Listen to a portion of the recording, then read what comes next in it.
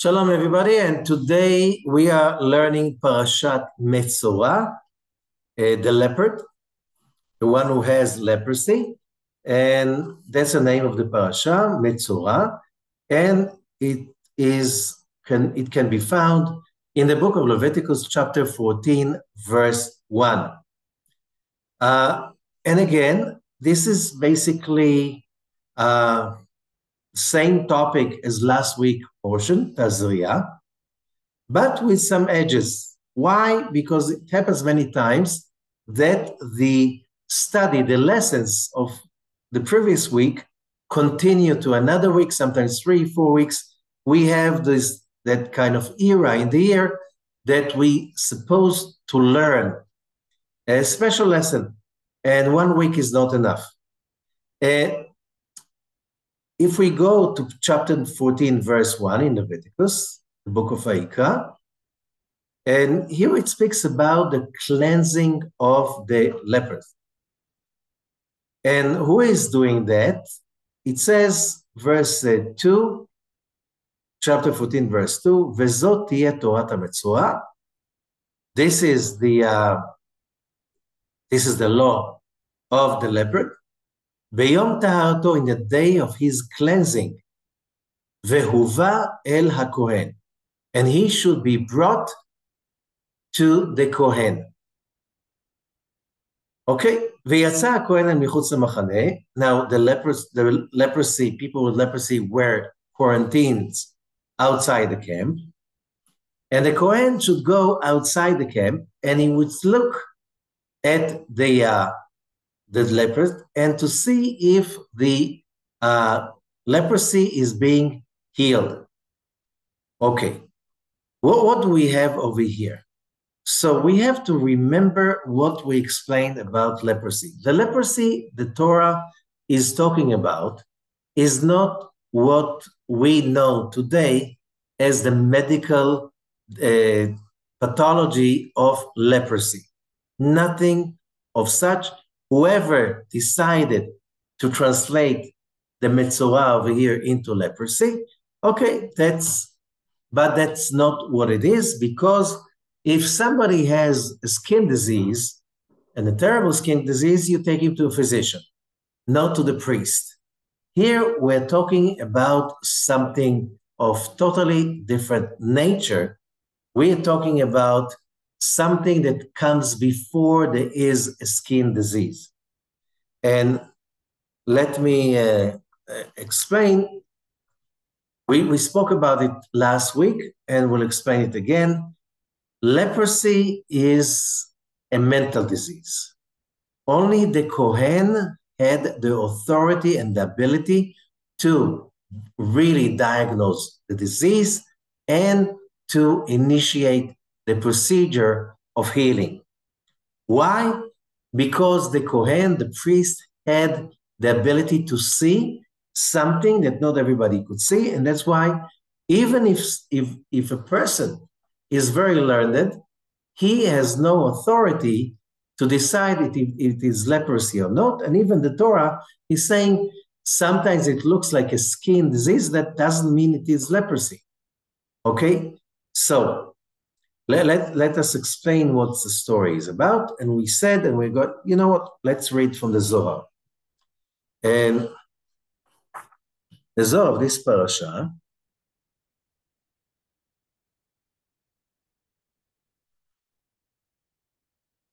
verse 14 in the Zohar Perush Sulam for Parashat Metsora. תחה זה, כל חובי אלמה קודשה בריחו מכפר עליו. בתשובה, בא מההוא לישא נבישה, דאפק שום ביש על חברי. והוא כמוה, דכתיב זאת תהיה תורת המצורע. זאת היא תורתו של מוציא שם רע. רבי חייא אמר, כל מן דאפיק לישנה בישה, הסתאבן לי כל שייפוי, והתחזי לסגרה. בגין דאי מילה בישה סלקה והתאה רוחה, מסעבה אלוי והסתאב, עתי להסתאבה מסעבין לי, במילה דלתתה התאר מילה אחרה. Okay, let us explain what are the holy words of the Zohar trying to teach us. And the Zohar says, come and see. All the sins in the world, God can atone them by atonement. When a person is doing teshuvah and is reconnecting to God, atonement, he is reconnected to the light of God through the process, the meditative, spiritual, emotional process of returning to the frequency of what we call teshuvah. Teshuvah means to return.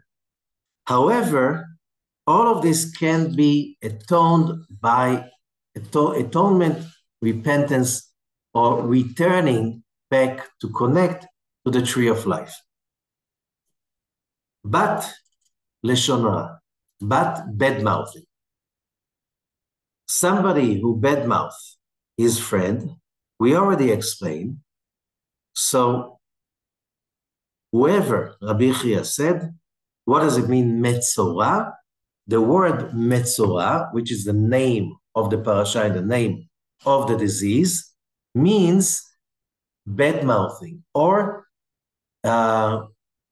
using words to give a bad name to somebody else.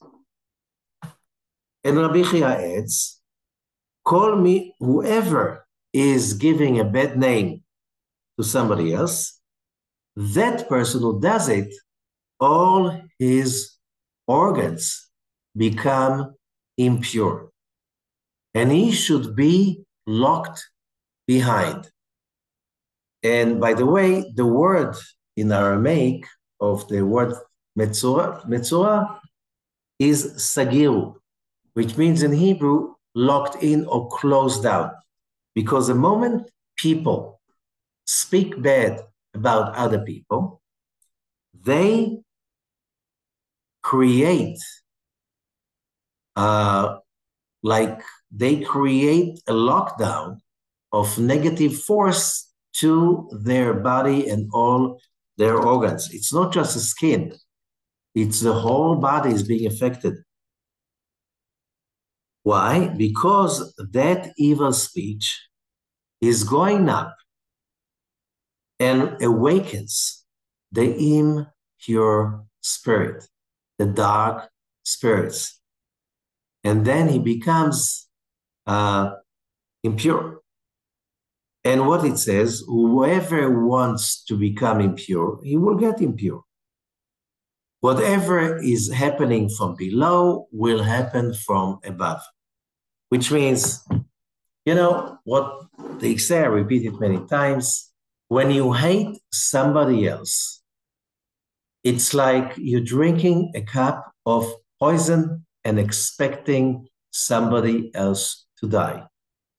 Not just that hatred is a horrible disease for, of course, the person who hates, because that person that he hates, he is basically acknowledging that the subject of his hating, that person he hates, that person is responsible for his troubles.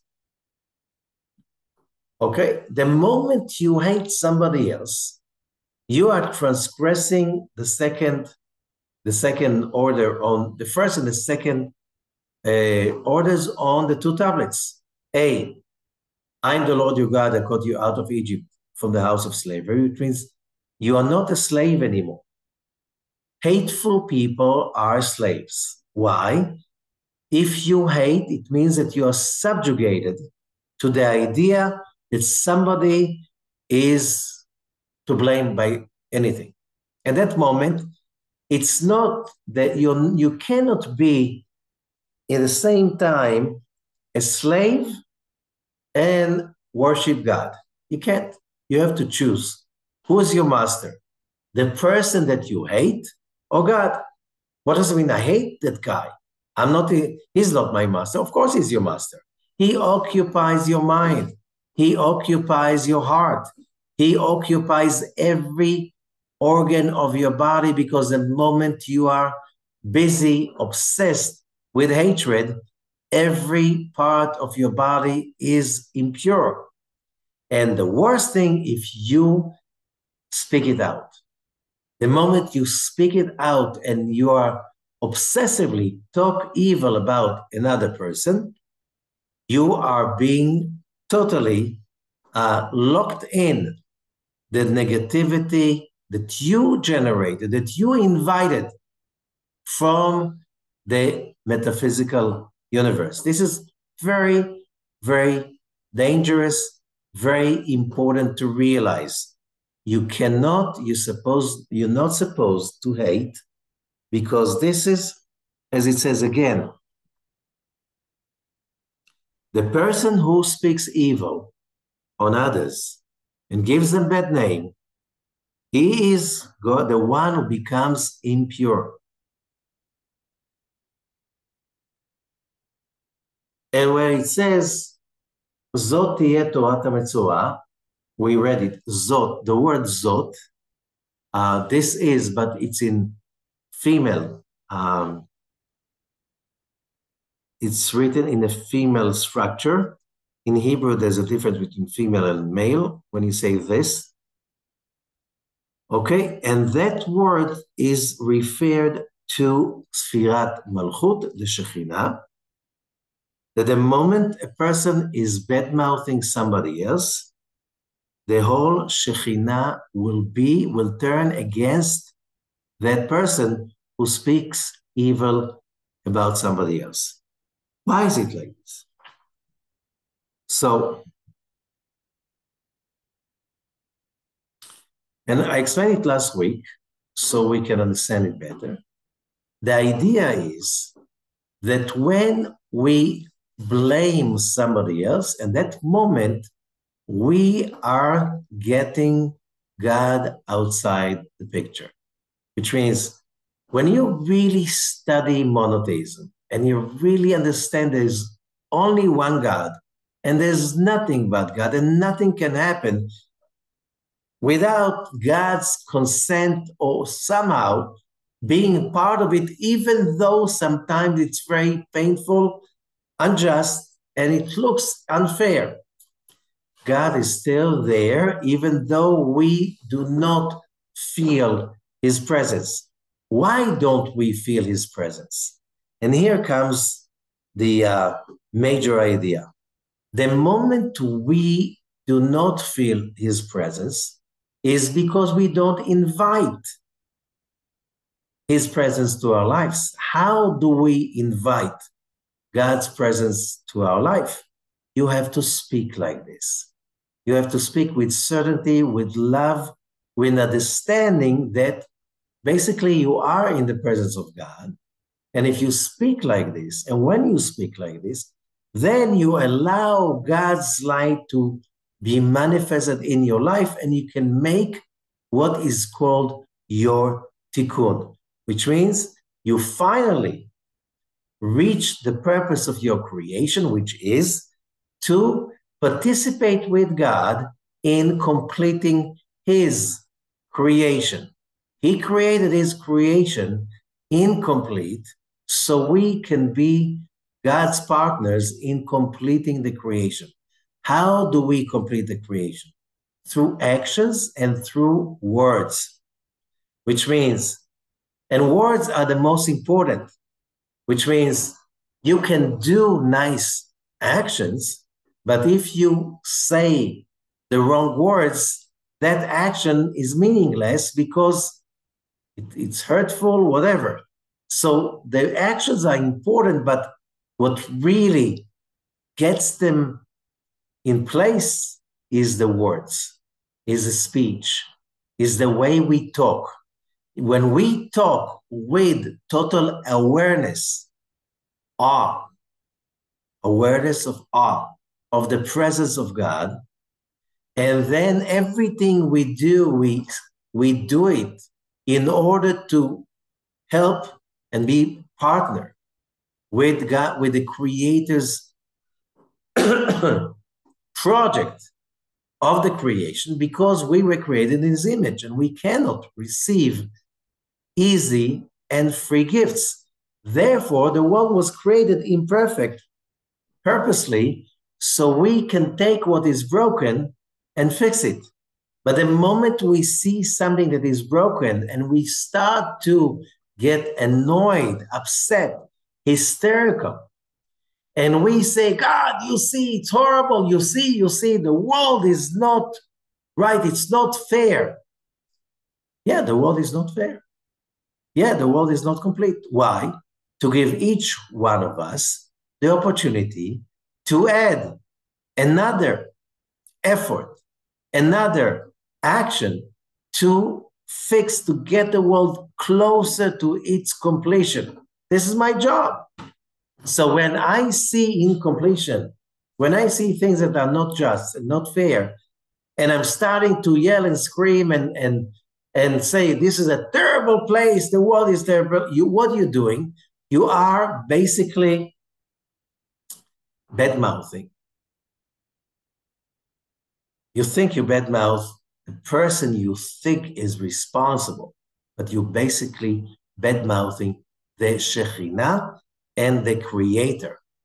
And that is why you become impure, okay? Because the words of a person invite, says the Zohar, the presence.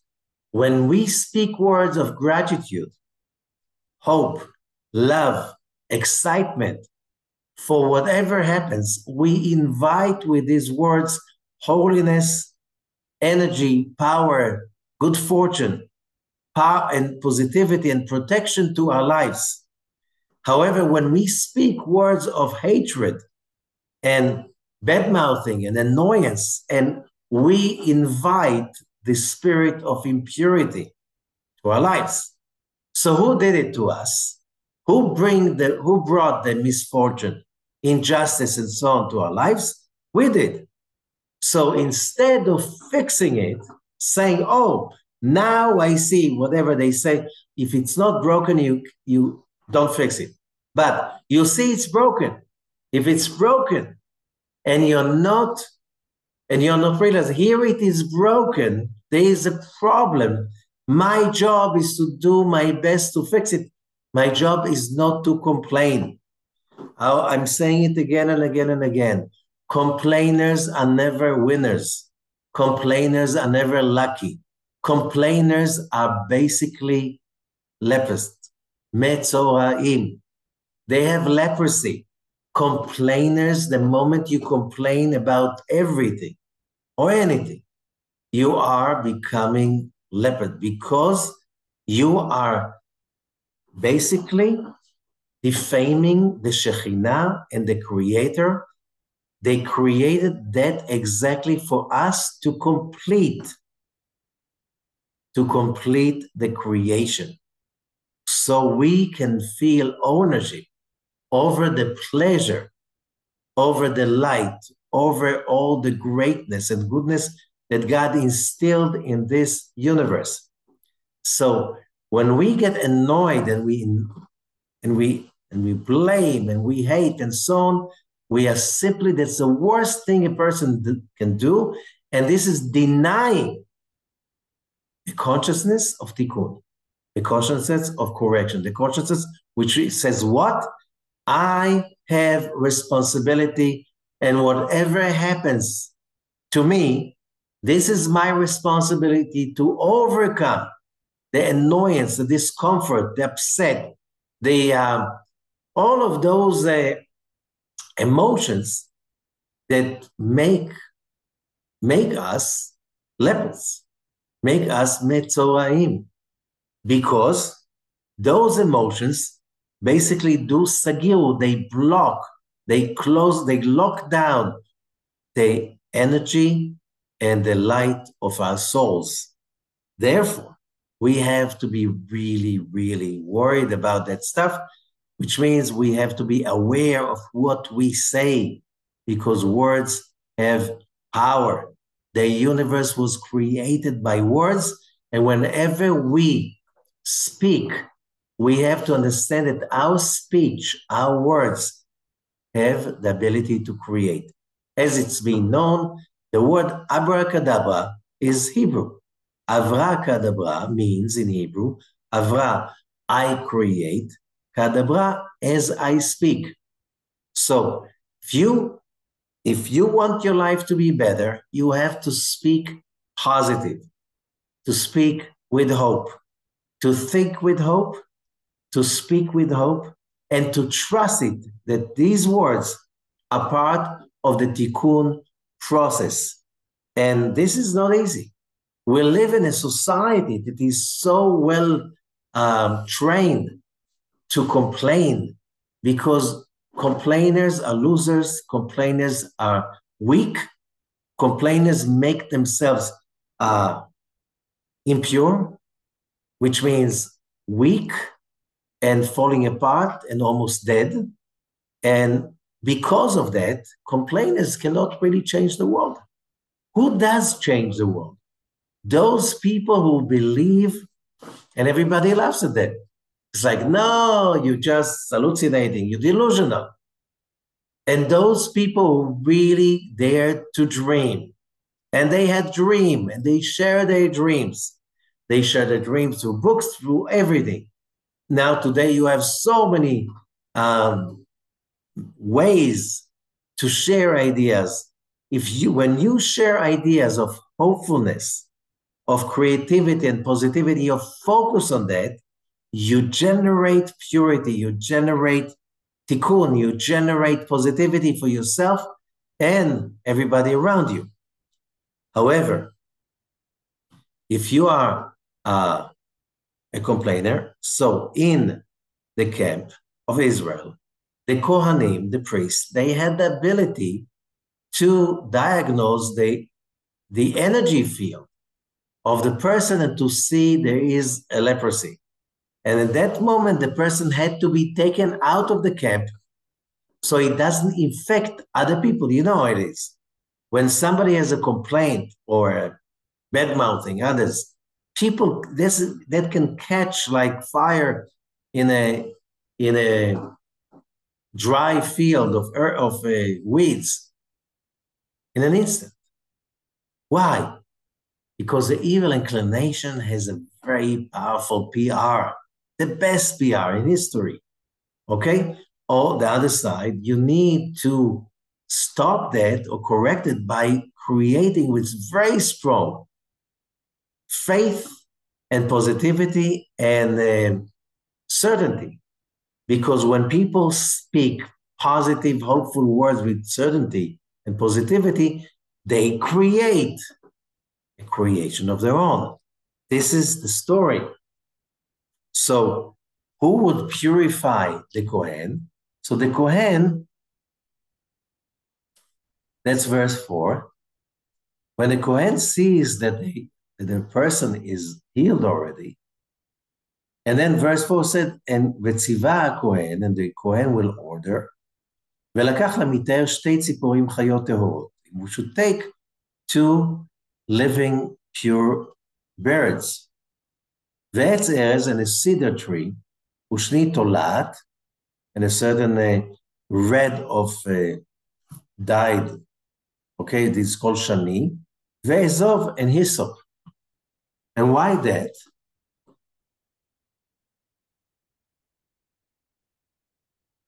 And Rashi is bringing some sources from some from the Talmud. It says, why cedar tree? Cedar tree is a symbol of grandeur, like power, like standing tall, firm, and beautiful. So, and Rashi says, because the leprosy is coming as a result of being rude, egotistic. So when a person is rude and egotistic, like a cedar tree, it's standing rude and proud, look at me, how powerful, how beautiful, how tall I am. So first of all, when you're rude, why are you rude? Because you don't give respect to anything. You have no awe. You don't have any sense of the presence of God in your space. And that's why when you have rudeness, God says somebody who's rude, I cannot live with him in the same space, which means he drives away whatever is connected to good fortune. So the people who are complainers, they are the source of all the mischief and the injustice they see around themselves because they created with no humility.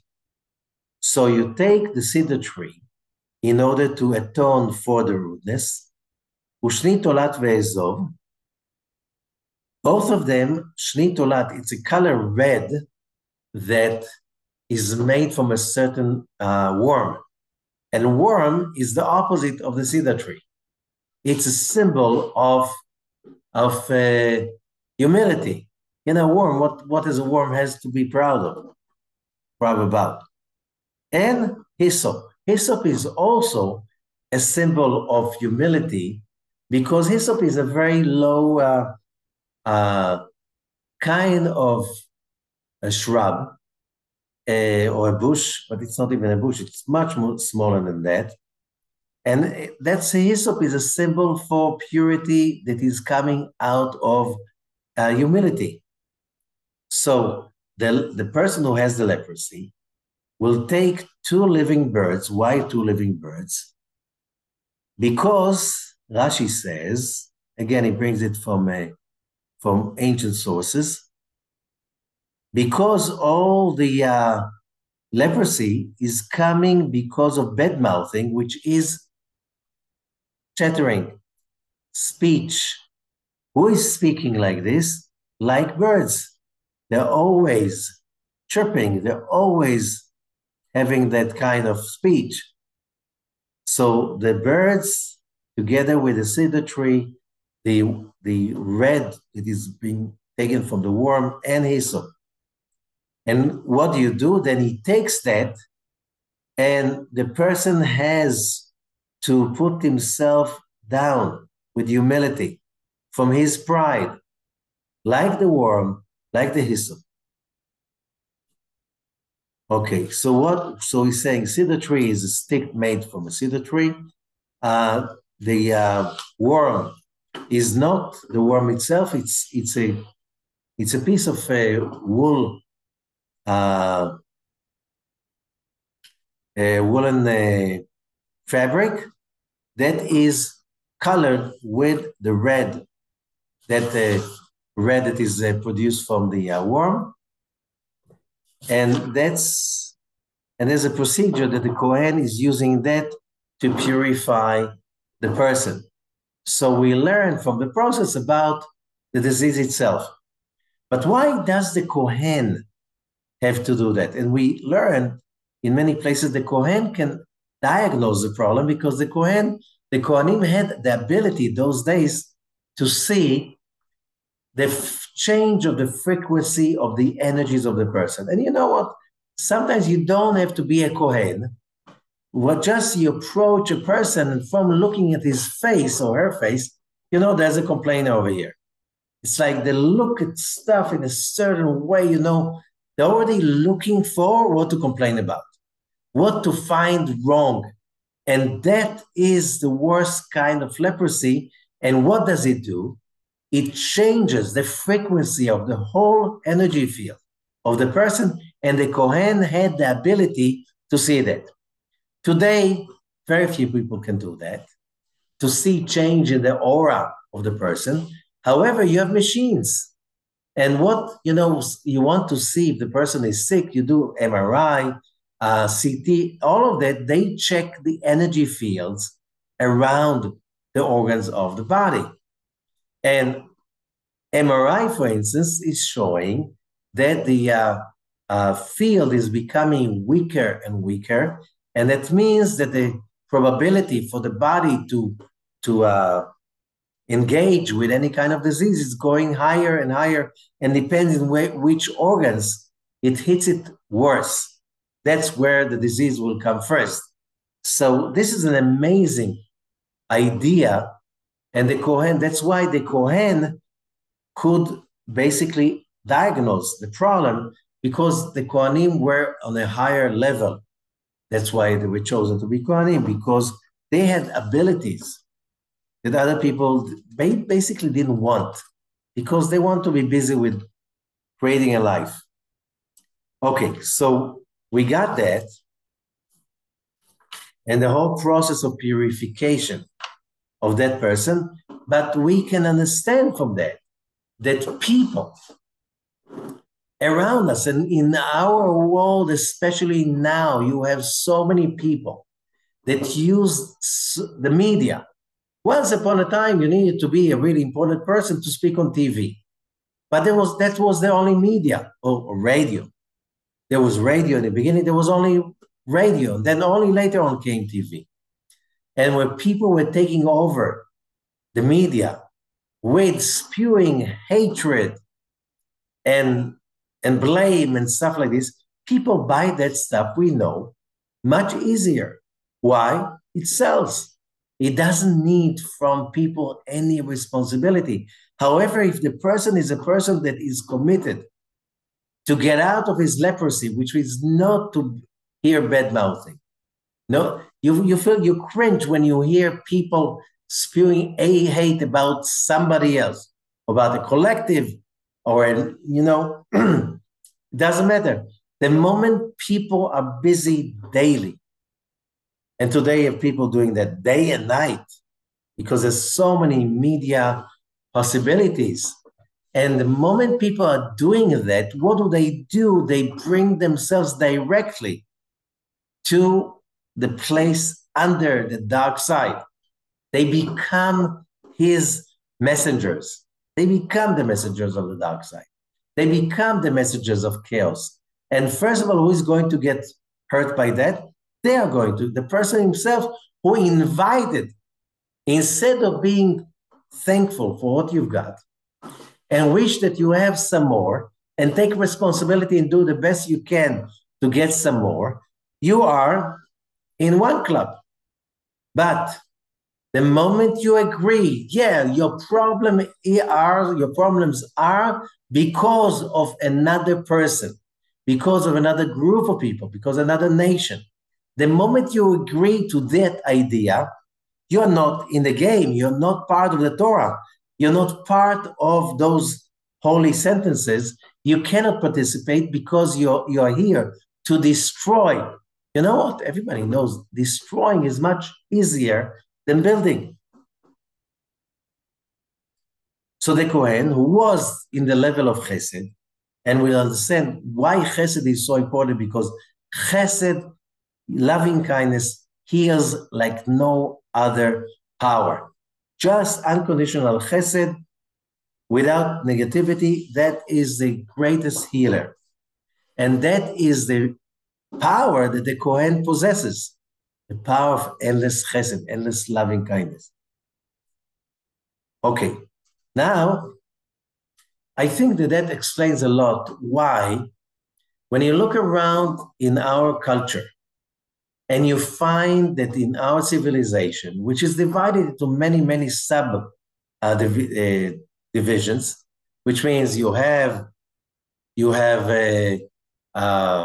certain geographical areas in which people are more sophisticated and more advanced, and there are areas that people are less advanced, because if you just look at what is the main thing, leprosy, bad-mouthing other people, which means your life is not as you want it to be.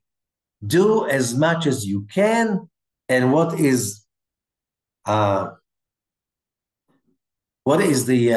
message? The message is you do your best, and God will do the rest. And that's how miracles happening all the time to people that are in terrible, dangerous threat, and they come out of it because of thankfulness. And we've seen that a lot lately.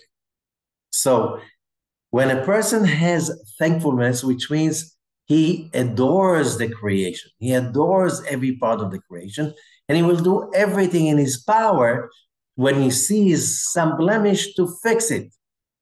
This is a person that is on the tikkun journey. But people, groups of people, societies, they have the tendency to fall into that, what is called idol worshiping. What does it mean, idol worshiping? So we learn from the commentaries that anger and hatred is idol worshiping. Why? Because the moment you allow that to overcome you, you become their messenger. You become part of them. You become part of them. And this is tremendously dangerous. So there's so many people who want to save the politics of their country or the city or something like this. And they do that by spewing hate against another goal. Why? Because whoever knows drama and of advertisement and creating people's opinions, public opinions, you know that the easiest way to get people united is to get them united by hating the same person. So, or the same group of people. Hatred can unite. Hatred can justify. And especially that we are now in an era of which hatred becomes a national language, which means you don't speak about blame. You don't open your mouth and you're starting to blame those horrible people of the other side politically. In that moment, you're already serving the dark side. Because how do you remove darkness? You bring in light. You don't play with the darkness. So if you try to create duels and you try to fight verbally against people who really hate anything that is of godly nature. And a lot of them right now, they prefer to hate. Why? Hatred is cheap in the beginning. It's very expensive at the end. It's very easy to listen to people who try to make you hate someone and to fall into it. Very easy. It doesn't cost you too much effort. And that's what people buy because it's cheap. But you know it is. You buy today, you pay later.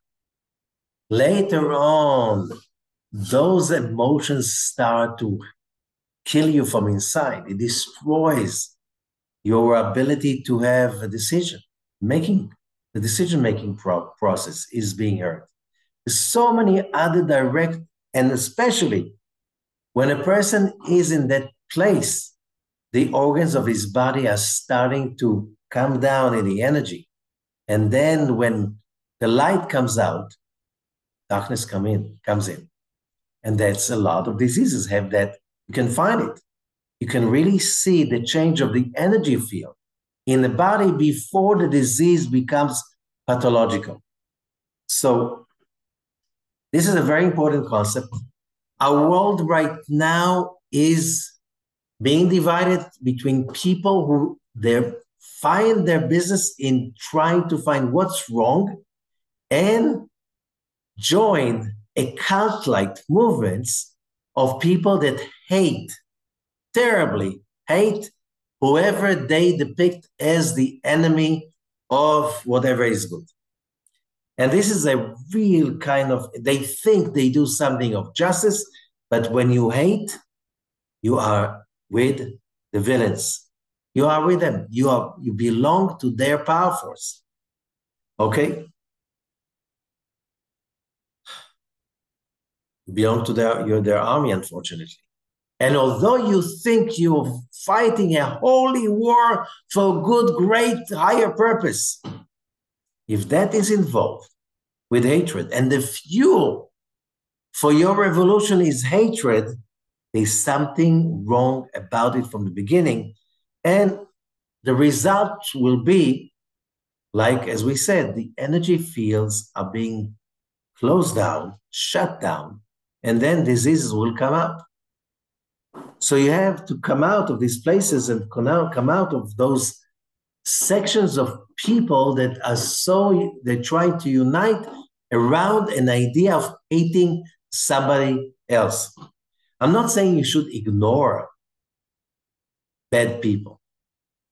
For that, that's why you have in the 7 Noahide laws, you have one of the laws is to erect a court system that will take care of justice, to erect a police system that will make sure the judgments are going to be delivered and the villains are going to be caught up, okay, and brought to justice. When you have that, you make the first place, the first steps in basically what is called teshuvah, returning to God's light. However, if you're trying to do it differently, instead of appointing a system with judges and policemen, you're trying to be the law yourself by trying to destroy. And when you do that, you destroy yourself, as we already explained. So this is the most important part in this parasha. This parasha also has the part that we spoke about in previous years about building a house. And because there were leprosy in houses, how could there be leprosy in houses? Yes, some houses that people move in to live in, and they feel terrible, and people run away from those homes. And some homes are very pleasant to live in. So what is the difference? And the Zohar is explaining. When you build a place to live in, you have to put a cornerstone and to say with your mouth, this house is going to be built to serve the creator of the universe. So in this house will be only a place for happiness, love, faith, and stuff like this. I'm just giving it's not the exact words, but if you understand the idea, that is the cornerstone ceremony to be done when you start building a house. And the Zohar says, it doesn't matter, it could be a small house, a big house, it doesn't matter, you need a cornerstone. That's where the tradition of the cornerstone is coming from. When you do that, you remember the power of the mouth. You invite in from above the power of holiness, the holy Shekhinah, the divine presence, to dwell inside this house. Of course, it will feel different, and whatever happens in the house and the people living in the house will be affected by that. But if you build the house in a different way, the Canaanites, for instance, they were very much involved with witchcraft. They were totally addicted. They were totally under that. And that means that their souls were basically burnt out. And what they did, because of the fear and the hatred, and because they did not count on themselves, when they put the cornerstone, they invited in the forces of the dark side with names, angel, whatever. They had knowledge. Their witchcraft was really dangerous to each other and to us. Thank God it's gone. There are no Canaanites anymore. The Torah said to eliminate them, and they were gone. The point is that even today, when we do anything, when we build anything, even when we cook and we badmouth and we speak evil about, doesn't matter who about, right or wrong, it doesn't matter. That is bad-mouthing the Creator and His creation by saying there's no justice, it's all, and so on and so forth. When a person is building a house this way, with that consciousness, so that house cannot be a vessel for revealing spirituality. So when the Israelites came to their Holy Land and basically conquered the Holy Land, and they got a lot of houses that belonged to the Canaanites before they built it. However, what did they put in the cornerstone? I built this house to be the dwelling place of, and they will mention all of those dark angels to invite them in. Now they were dwelling in that house, and you bought the house. How are you going to drive them away? So the Zohar says something very important.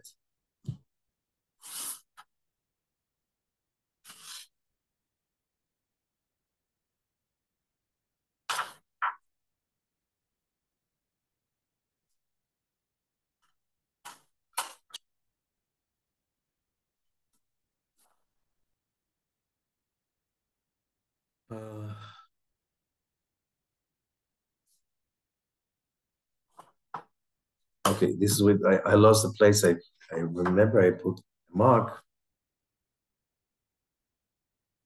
Okay, you can find the verses in the Parashat Tazria, although the story is here in Parashat Metsora.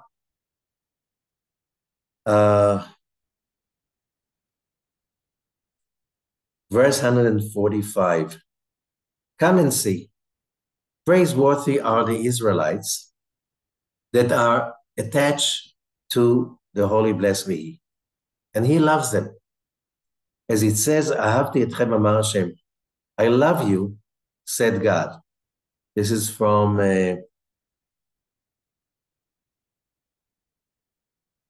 Malachi chapter 1. The book of Malachi chapter 1. ומתוך אהבתו, and because of His love to the nation of Israel, God brought them to the Holy Land, so He can dwell His Shekhinah, His holy presence among them, and to dwell with them.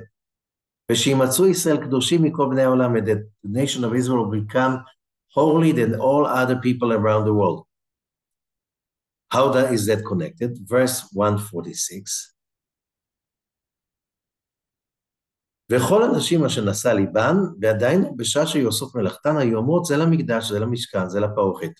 All of the ladies who were helping building the tabernacle, when they were doing their job, they would say, this is for the temple, this is to the tabernacle, this is for the parochet, the embroidery.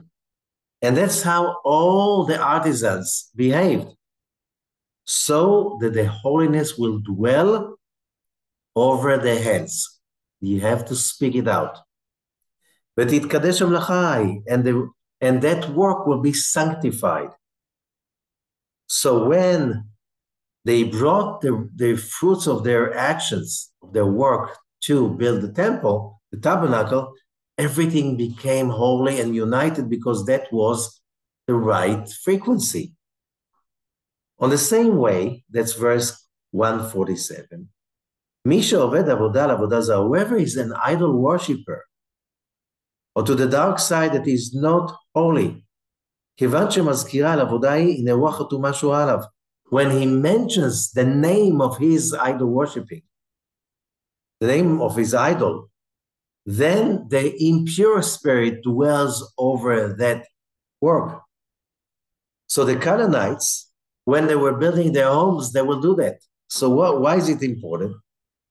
כיוון שבאו ישראל לארץ, when the Israelites came to the Holy Land, רצה הקדוש ברוך הוא לתאר למענם ולקדש למענם את הארץ. God wanted to cleanse the land for them and to make place for the Shekhinah to dwell over there.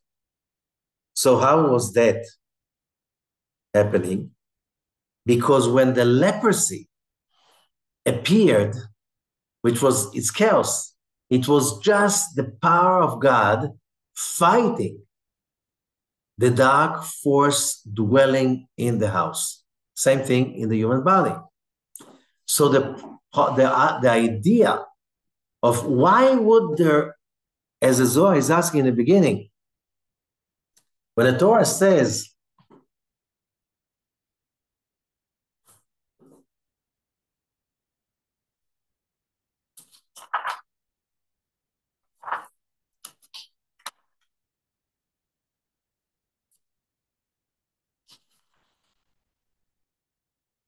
okay, this is chapter 14, verse 34. כי תבואו אל ארץ כנען, when you come to the land of Canaan, אשר אני נותן לכם לאחוזה, that I'm giving you as an asset, as a settlement. Again, this is verse 34, chapter 14 in Leviticus, in the Torah itself. Okay, so when you come and you get that place, ונתתי נגע צרב בבית ארץ אחוזתכם, and I will give leprosy in the houses that you're going to live in. And the Zohar is saying, what kind of a promise is that? Hey guys, you come, I'm giving you your new land, the promised land. And amazing, you'll be crazy about it. The houses that I'm going to give you, they'll have leprosy. Amazing, huh? Something to rejoice about. What is that the Zohar is asking? This is a promise? What are you promising over here? And the answer is because what the Zohar is saying, because God will bring the positivity in, that will create a healing crisis. Example, somebody is smoking a lot of cigarettes daily. Finally, he repents, he realizing that he's hurting himself and everybody around him. So he stopped smoking. The next day, he became healthy. No. That's after he stops smoking, there's a healing crisis that the body throws out all the dirt. And that can take days and weeks. Same thing over here. When God injects his light to the house, people come to the house and they put a mezuzah, they make a kiddush for Shabbat, study Torah, they will invite positive light into the house. And also when you come to a new house, there's a dedication of the house, which really means the education of the house, that you bring positive light into the house through studying. This is the house in the case that you were not there in the cornerstone ceremony, you bought the house later. So now what do? It's too late? No, it's not too late. You bring in people to study, to celebrate, and so on, and to bring in positive light. There's a whole recipe how to do that. And what happens when you invite the holiness into the house, the new house you moved into? Then that positivity fights with the negativity. And what is the result? Leprosy on the walls of the house. And then it goes on. Uva asher lo habayit, and the owner of the house would come and tell the Kohen, le'emor, kenega nira li habayit. It looks like there is a blemish, leprosy on the wall. He cannot say, I've diagnosed it. Why? You have to bring it to the Kohen. And the Kohen is a person of loving kindness. And only the loving kindness can really heal that negativity. Now, the Kohen will do his best, but if the negativity came back and the leprosy stayed in the walls, you had to destroy the whole house, to uproot or to dig the soil it's standing on, get it to a remote place outside the city, and build a new house. Why? Everything is impure. So what is the story of the leprosy? When God injects positivity to our world, to our lives, like the life force that is awakening when somebody stops smoking. And what's the result? It looks worse in the beginning. Why? Because the negativity is starting to come out. And hopefully today, what we see around the world, that people are becoming more and more hateful, resentful, negative, proud, and selfish. This is, and you see all what's going around, it's a holiness that is coming in. And the world is going through a healing crisis in which all of these are being exaggerated. So people have to make a choice. I'm with the light. I'm with people that have faith, have awareness, have awe, appreciate and are thankful for God's presence in their lives. Either you associate with this kind of people, or you're associated with people who hate God. Why? Because that forces them to take responsibility for everything that happens to them. That means that they have every negative thoughts. They have to turn into positivity and, of course, not to speak it out. And if you hate somebody, you have to ask yourself, what kind of message does it bring me, and what is my opportunity over here to basically ascend above the terrible emotions and not to give them place and space and kill them with kindness and love and awareness and appreciation. When we do that, we join the winning part of the story. And now the whole of humanity is engaged with that story. You want to be a winner, siding with the light, taking responsibility for your thoughts, taking responsibility for your words, making really sure that words have power, and therefore you will never speak bad about anyone because you don't need it. Because you know that speaking good about everything and appreciation will finally bring the positivity to your life, and you don't want to lose that. Or you continue to badmouth, hate, blame, and rot, because you can't just be in between and decide nothing. You have to make a choice. So what we see around the world is a powerful healing crisis. All of that stuff that comes to the surface is just to tell between the men and the boys, between those people who really take responsibility as adults to create positivity wherever they are, and those who choose to find all the time who to blame, finding the scapegoat and hate them and enjoy hating without doing anything productive. So this is the warning of the Zohar. You have to follow these rules. Thank you so much and good luck to all of us, because it's not an easy, not especially in our days.